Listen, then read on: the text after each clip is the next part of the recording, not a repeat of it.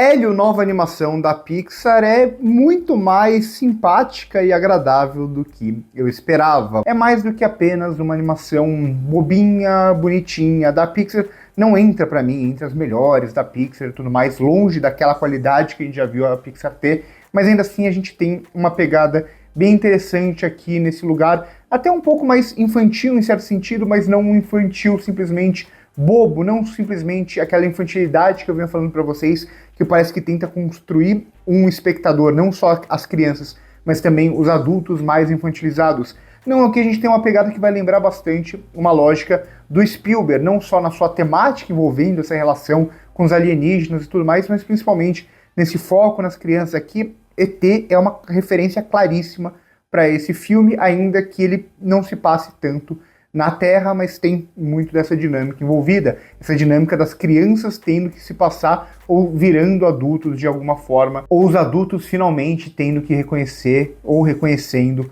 as crianças. Então tem muito dessa lógica que é bem típica dos anos 80, é bem típica dos filmes do Spielberg, não só os que ele dirigia, mas também os filmes que ele produzia naquele período e continuou produzindo por bastante tempo depois. E aqui, antes de continuar falando sobre isso, é interessante falar que é um filme também que a cabine de imprensa, por exemplo, foi 3D, o que é muito raro, né? Eu ficava tentando puxar de memória qual filme comercial foi o último filme 3D que eu tinha assistido. Eu acho que foi Avatar 2, porque o 3D ele teve aquele grande boom, né? E aí começaram a converter para 3D ou simplesmente passar os filmes em 3D para cobrar sessões mais caras. Só que todo mundo começou a perceber que não fazia sentido, todo mundo começou a enjoar, ninguém gostava dos óculos e não fazia realmente sentido porque os filmes não eram pensados para o 3D, não tinha por que aqueles filmes serem exibidos no formato 3D. Aqui no caso de Hélio, como foi no caso de Avatar e alguns poucos casos recentes, é interessante que o 3D ele deixa de ser apenas essa lógica comercial, essa lógica de cobrar mais caro pelo mesmo filme,